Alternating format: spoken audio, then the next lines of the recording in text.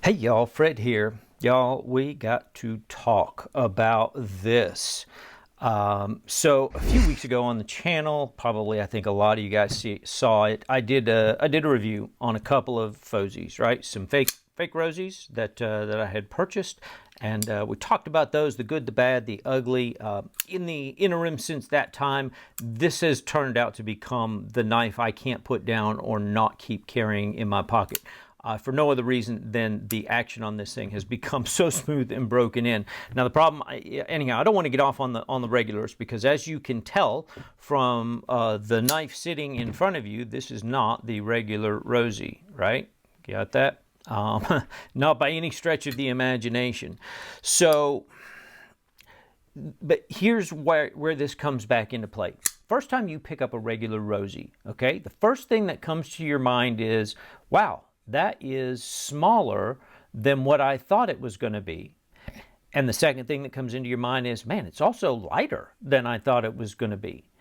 And when you have those two immediate thoughts when you pick up a knife, the next natural thought to come into your brain is, man, I wonder if they could make this a little bit bigger. Seems like if they made it just a little bit bigger, that would be like the most perfect knife in the world, right? Those are all perfectly, absolutely natural thoughts. And I had the same thing in my mind as well. But let me tell you what happens with this knife. After a week or two of carrying it and flipping it, and just you flip it and then you roll it into that user position there. Let me grab this one, it's a little smoother.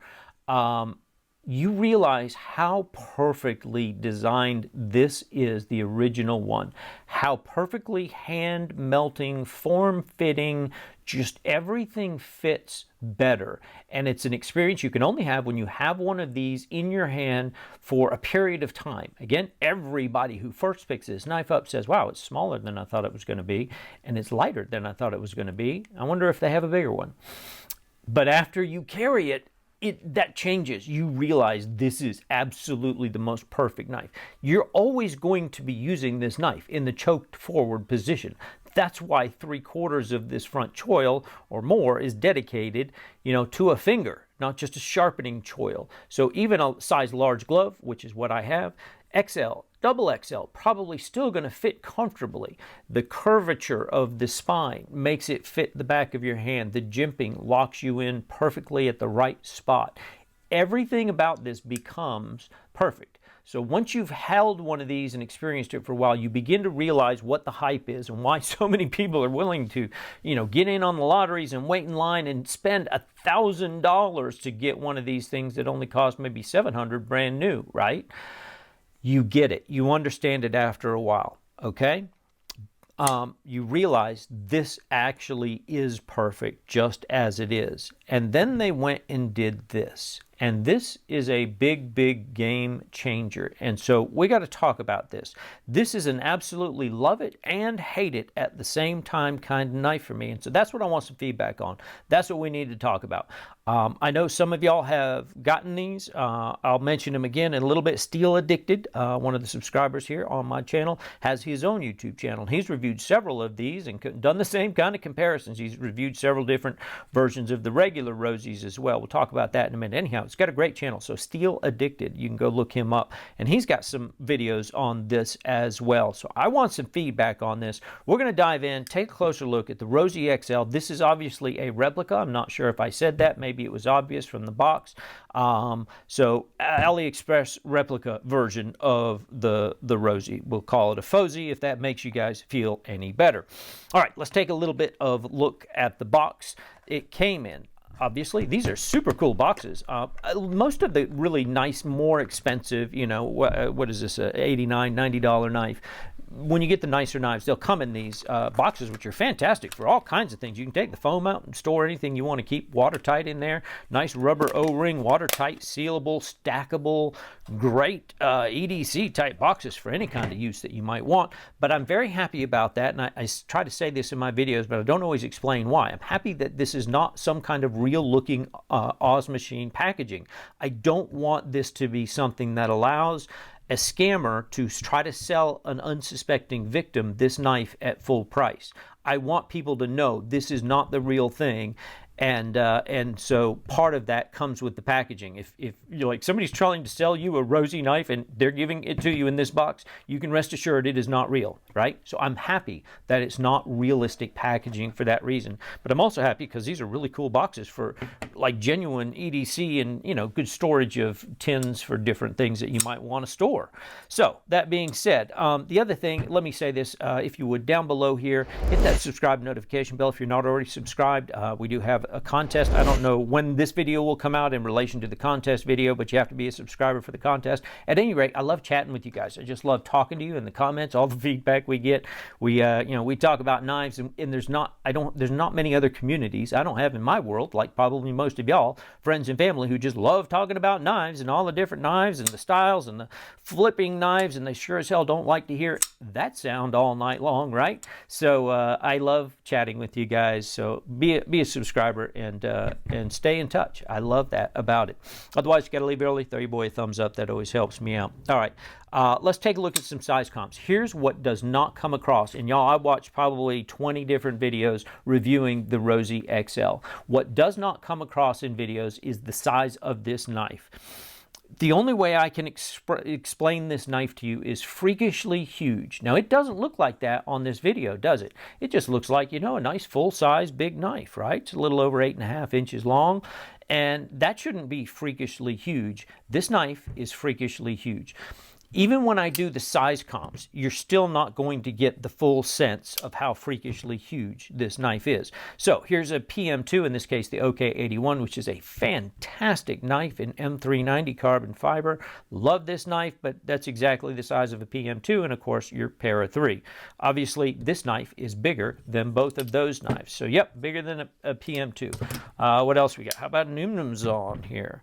So 𝗔𝗏𝗀, and what should we put next to the 𝗔𝗏𝗀? How about a raccoon? This is bigger than both the 𝗔𝗏𝗀 and clearly way bigger than a raccoon. That's the new raccoon liner lock. Really good knife. Sorry, I got one of my brush bristles here. That's really bugging me. What else? Oh, we always do the Civivi Vision FG and the Pyrite Light, because a lot of people have those. So you're starting to get the picture. This thing is way bigger than just about anything you're going to have in your collection. I'll do some more size comparisons in a little bit, but we'll put that to the side for now. Let's look at the specs. Let me bring those up down the side of the screen. So the real Rosie XL is supposed to be right at 8.5 inches. For some reason, mine comes in a little bit longer than that, just about 1/8 of an inch or so longer. Don't know why. Maybe it depends on where they're measuring it. If they're measuring it to the short end of the handle, this sticks out a little bit farther. That could add, you know, 1/8 of an inch maybe down to here. Don't know. The blade comes in 3 3/4. This one is basically about that. Mine seems to be about 3.8, but again, it depends on where you measure it. People measure to different points across the handle of the knife. About 3.6 on the cutting edge. I do know that's right. On the closed position, 4.8 inches. Both of them are dead on that. The blade thickness on the real one is supposed to be 125 thousandths. I've measured this multiple times with my calipers and calibrated them, 132. So a little bit thicker on this one, and that's going to be a repeating story. Same thing with the handle. So the manufacturer of this is 𝗕𝗏𝗲. I know that's a real weird name, but those who know will know that manufacturer, right? He makes a lot of replica knives. And 𝗕𝗏𝗲 makes his stuff, for some reason, wider and fatter than 𝗥𝗲𝗃 does. I don't know why. Again, Steel Addicted did a fantastic review of his regular Rosies and compared the 𝗥𝗲𝗃 Rosies to the 𝗕𝗏𝗲 Rosies. These are all 𝗥𝗲𝗃, by the way, so you're not going to see any difference in these. But what he discovered was the titanium scales, the thickness of the scales themselves on 𝗕𝗏𝗲s are always fatter. Don't know why. He just uses them. Now, you know, Steel Addicted will tell you it actually feels good in the hand to have a slightly wider, fatter Rosie. But that's going to be the same thing here, which explains why the handle thickness is wider. It will also explain why they are heavier. Blade finish is, in fact, a stone-washed, full-flat titanium scales. You can hopefully see here. Let me zoom in a little bit. This is the angle milled, micro milled texture. Really nice on the texture. Very happy about that.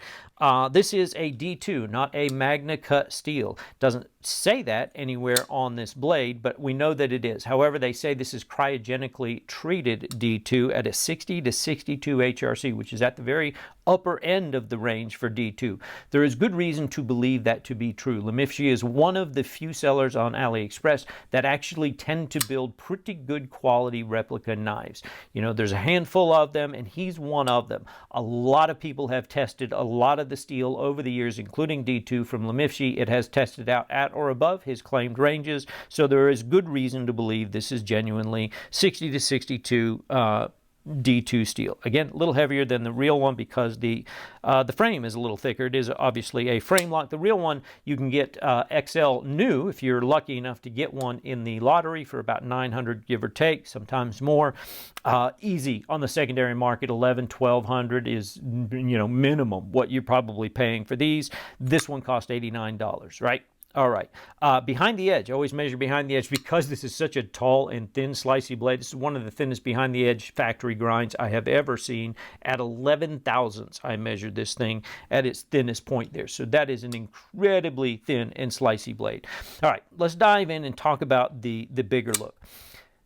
There is this thing in psychology, it's called confirmation bias. And confirmation bias is a very real thing. Most everybody, you've all seen this, right? In most of the cases, it's in the political arena. So I'm not a political guy. I'm not going one way or the other here with that in this video. But think about this. Whichever side you support in the politics of our country, let's say, you're going to seek out news sources and opinions that support your position on that side or that side. You're going to go find the things that support your guy, your horse that you bet or you backed in that race, right? You're looking for things that support your initial choice to choose whatever that was. That is confirmation bias. And how that relates to this knife. When you spend $1,000 or more on a pocket knife, you're going to have a little bit of confirmation bias. You're going to tend to look for support and confirmation and outside third-party reviews that really support that you made a great decision to spend $1,000 on a pocket knife, right?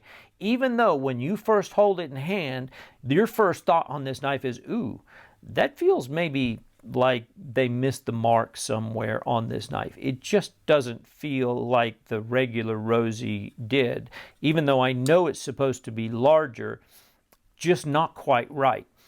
And when you spend $1,000, you're not willing, your brain is not going to support having those thoughts. So everybody's like, oh no, I love it. I think it's really great. However, if you will watch carefully, a whole lot of these go onto the market for resale almost immediately after being purchased in the lottery. And they're, you know, happy to make some money on the deal, but they're also saying the same thing. It's just too big for me. So I am not in any way saying this knife is bad. I'm going to show you all the ways this is a beautifully well-built, well-made, high-quality knife, right? It's just hard for some people to be really honest about the shortcomings of a knife when you paid $1,000 for it. When you only pay $90, you don't feel anywhere near as compelled to have to convince yourself this was a really great investment and this is one of the best knives that I've ever felt, right? And that is not the case. So again, go visit Steel Addicted and you'll get his opinion on these knives as well, both the big and the little, some compare and contrast, and you can get his opinion on it. This is a love it and hate it all at the same time knife. It is freakishly huge. I know that doesn't come through on the video. There's such a missed opportunity with this knife. Maybe that's the most disappointing thing. So this came up with the wrap models, the Ontario Wrap Model 1 and Model 2. The 1 was just too big and the 2 was just too small. So then they came out with the 1.5 just recently. I did a review on that. Fantastic, perfect Goldilocks in the middle size. What we have here is the equivalent of Wrap Model 1. I don't even want to call this Wrap Model 2 because, again, after you've held this knife for a while, a few days, maybe a week, you begin to realize, I don't think I would change anything about this knife. It is just so perfectly done and perfectly sized for everything. This is a brand new one, by the way. I've only had it a day or two. It is not broken in at all. I need to do a little tuning on it. But you realize the size and the shape of this knife. This is my broken in. This is my baby. Perfect. Okay? They missed the mark on this one. there should have been an in-between size somewhere. Maybe they will come out with a large size. Look at the difference in that. I'll tell you, I measured it out. If you actually do the stats on it, this is 25% larger, which doesn't sound like much, right? 25% larger. That can't be that much, can it? This is how much it is. It's a total game changer in terms of ergonomics and feel and function. Now, if you are a 350-pound NFL linebacker, then your hands probably fit around this one about the same way that my hands fit around this one. So in that case, if you've got massive monster hands, you are going to absolutely love this knife. It's going to be the best knife you've ever held in your life, right? It doesn't make sense. What they did was a straight 1-to-1 ratio blowing up of everything. So even, to the pocket clip, the size, except for the hardware, the pivot screws, they blew up the whole 1-to-1, but they blew up the finger choils 1-to-1. And that's where it first begins to not make any sense. You realize that on the original, finger choils are damn near perfect, y'all. I mean, even if you have big fat fingers, no offense to y'all who do, I just don't know how else to explain it. Sausagey fingers, does that make you feel better? You realize these finger choils are made to fit perfectly, and the size, the depth of this knife fits right in the hand beautifully. It just fits, y'all. You have to hold one of these for a while, and after a while, you will come to say, oh, I get it now. Enough so that I went out and bought a dadgum third one of these things, because this one was kind of messed up. It's like a box of chocolates. You never know what you're going to get. I had an issue with the lock bar. It didn't work well, so I bent it and I messed it up, scratched it up a little bit first and foremost, but now it just doesn't have that same smooth drop shut action like this one has. But this one doesn't have the sound of that one, so I got this one as my happy medium. I just need to get it tuned up so it has that beautiful hollow ting sound that you want out of your titanium knives. And it will eventually have the same smooth drop shut action on these skiv bearings that this one has. But what they missed on this one, sorry, I keep getting sidetracked, is that the finger choils. That makes no sense in anybody's world, the size of those finger choils. Really? Why would you blow those up in the same 1-to-1 ratio as the rest of the knife? That just doesn't make sense. It's a missed opportunity. They could have taken a little time, in my opinion, to redesign the handle. Now, here's me. I don't even own the real one, and I'm glad I don't, because I would be really pissed if I spent $1,000+ on a real one of these and then held this in my hand and realized, oh, wow, that is not at all what I thought I was going to be getting when I said an XL version of what is arguably one of the most ergonomic knives in history, in knife history, right? That, again, is the confirmation bias. I have no confirmation bias that tells me I've got to think of all the good things to say about this knife. The finger choils just don't make sense. Here's the other thing that just doesn't make a lot of sense to me is the thinness of the blade. I mean, that is a needle-like tip on this blade, right? When I'm carrying a full-size blade, I'm doing so because I need to do hard work, right? I'm expecting I'm going to have some hard, heavy-duty cutting. I'm going to even bring out the old Microtech stitch here. And I need a big, heavy-duty, solid workhorse of a knife that's just built like a tank. And in those cases, I'm getting blades that are going to have nice, thick steel on them, right? I want a thick workhorse of a blade for whatever particular use. This is a little crazy, in my opinion, for work. But, you get the idea. These are thick, hard-use, heavy-duty knives. I'd be worried if I spend $1,000 on this thing. I'd be worried about breaking the tip on this thing. If I'm carrying this because I have some kind of use scenario, and that's what I keep trying to figure out. What is the use case for this knife that I need it that big? Apart from just having monstrously large hands, which some people do and are going to absolutely flip out over this thing. Those of us who have normal or large hands, even extra large, are going to find this just to be a little too big. It's not comfortable like the other one was. Not uncomfortable, just doesn't have the hand melting ergonomics that fit that the other one brings you. So, but hard use. I'd be worried about snapping that tip off if I'm going to be, in any kind of heavy work setting, anything more than breaking down cardboard boxes, which is going to be an absolute dream for breaking down cardboard boxes. Slice, slice, slice all day long. And especially if this is good cryogenically treated D2 steel, the edge is going to last a really good time on this.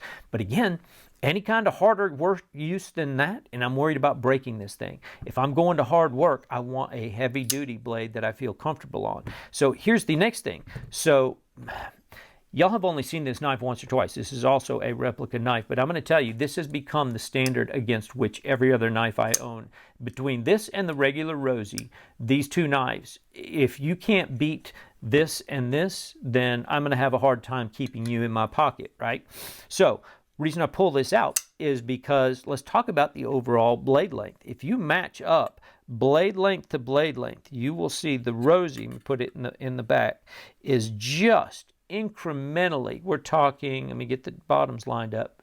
I don't know what that is. It's maybe 1/8 of an inch, less than 1/8, and somewhere between 1/16 and 1/8 of an inch longer. So do I want to carry that big knife to get 1/8 of an inch longer when I could carry this knife with a heavier duty steel, just as sharp? They did a great job sharpening this. This is factory sharpened, by the way. 𝗔𝗎𝗆 does do a good job sharpening his knives. I got to give it to him. Again, just this is so much easier to carry and even a little more ergonomics. It's drop shut. Look at the difference in size between these two knives. This thing I can put in my pocket and still carry other stuff in my pocket. This thing is going to take up your entire pocket when you put it in there. It's just missed opportunities. That's what keeps bugging me so much, just missed opportunities, right? I'm worried about breaking it. Now, the one place this would be fantastic is in food prep. Now, you don't want to use, ideally, a D2 steel blade in food prep because a lot of food is very acidic and is going to cause a little bit of corrosion in your blade. I mentioned this on previous videos. While I'm thinking about D2 steel, get one of these two things. I'll put links down below if you want to see them. The knife shield is food safe, and Wicked Wax. A lot of people swear by the Wicked Wax, also food safe. Both of these will penetrate into those like micro pores in the D2 steel and add like a protective coating, a barrier to really protect your D2. I always put that on my D2 knives.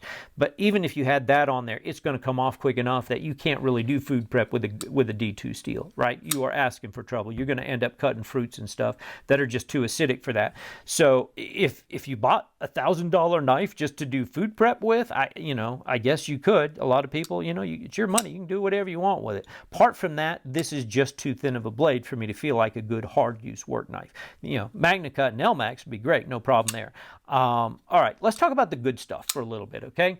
I love this micro milled texture on the scales. Really well done. All the edges are knocked down and chamfered nicely. No sharp edges anywhere on this thing. The jimping on this version is in fact better. So one of the things that Steel Addicted talk about in his videos, the 𝗔𝗎𝗆 jimping is smoother, softer. It's not as grippy. It's not bad because it's nice and big and deep, but this is the perfect amount of grippiness on the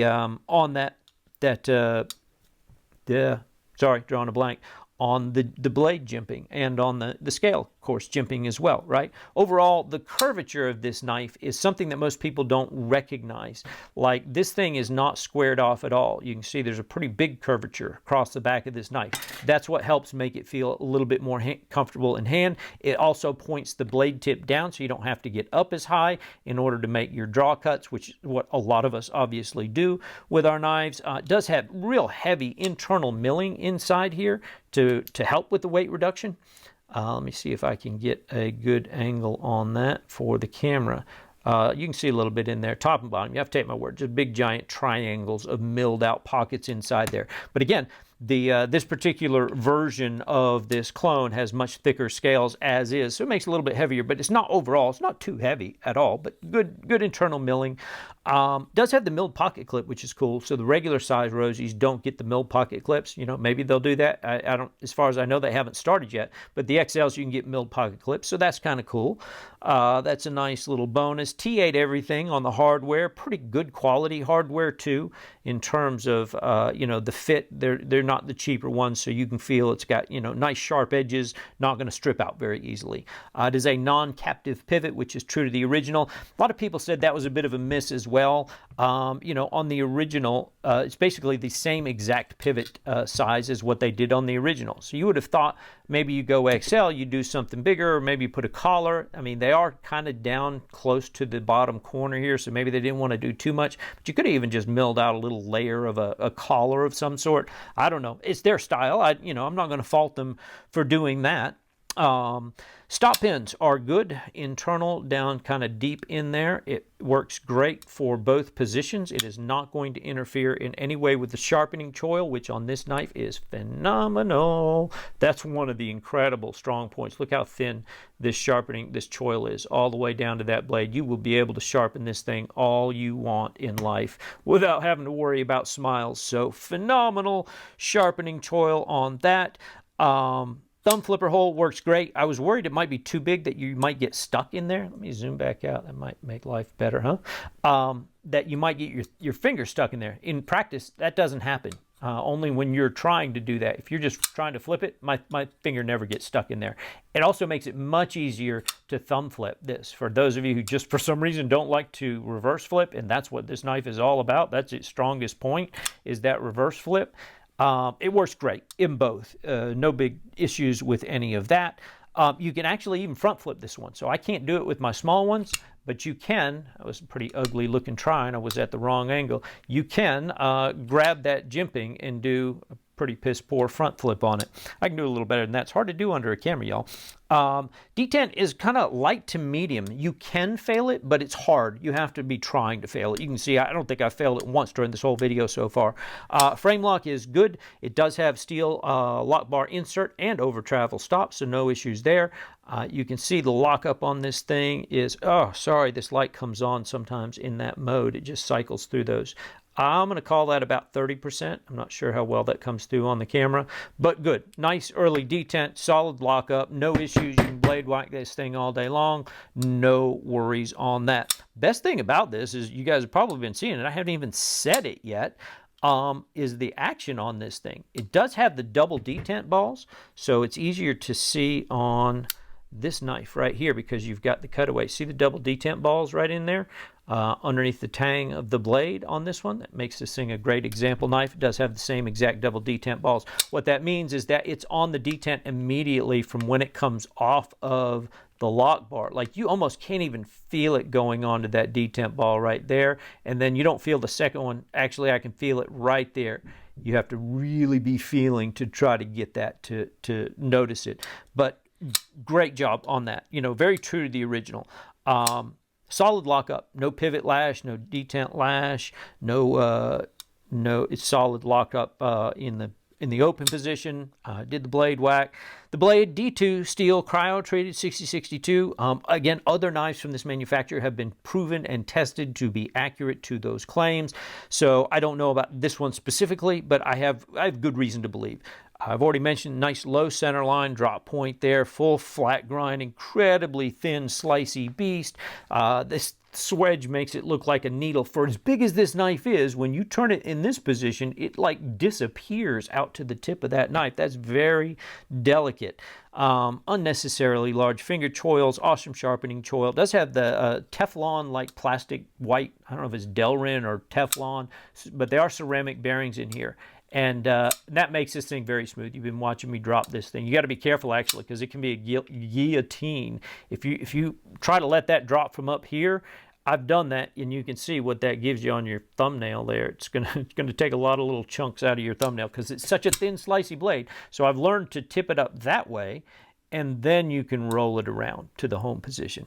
Really smooth, just nice action on this thing. You got to love that.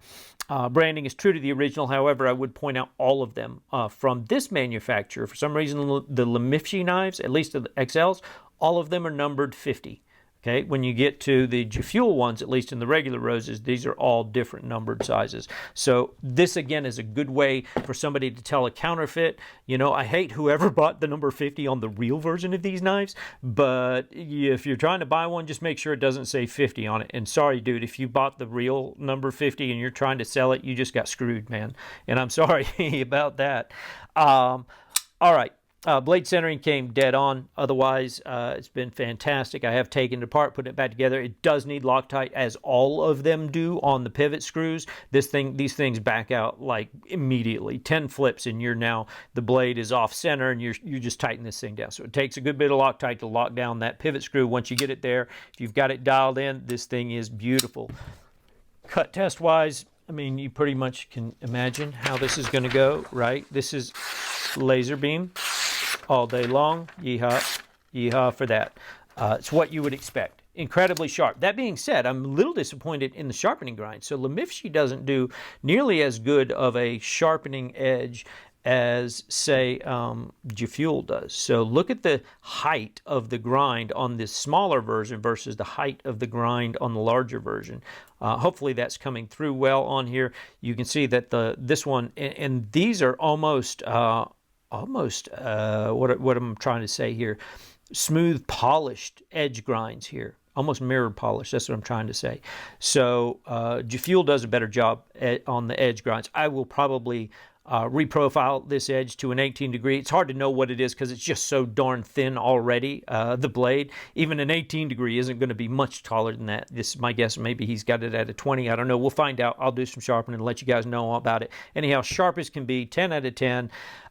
You know, the ergonomically, the regular one was just too perfect, and it took a while to realize. That's the problem with this knife, is the first time you pick it up, you think it's just a little too small, I'd like it bigger. After a while, you change that opinion, and everybody I have ever seen videos on or talked to about these knives says the same thing. After a while, you will change your opinion on how much you love the regular Rosie and how perfect it is on that size. You have made this too big. It no longer possesses that magical ergonomic quality that the original had. So it's just too big. It's a missed opportunity. I love it. I hate it. It's fantastically well made. I love the drop shut smoothness. I love the tall, thin, slicey blade. I don't have a work use where I need a knife this freakishly large for any situation where I'm not going to want a tougher, thicker blade. Right? If it's an EDC knife, I am not carrying an 8.5-inch knife like that for EDC when I can carry this one, right? That just doesn't make sense. This gives me everything I need in that knife. So there you go. Has great sound, by the way. The sound on this thing is really nice. Let me get it up here. Put it right up in the microphone.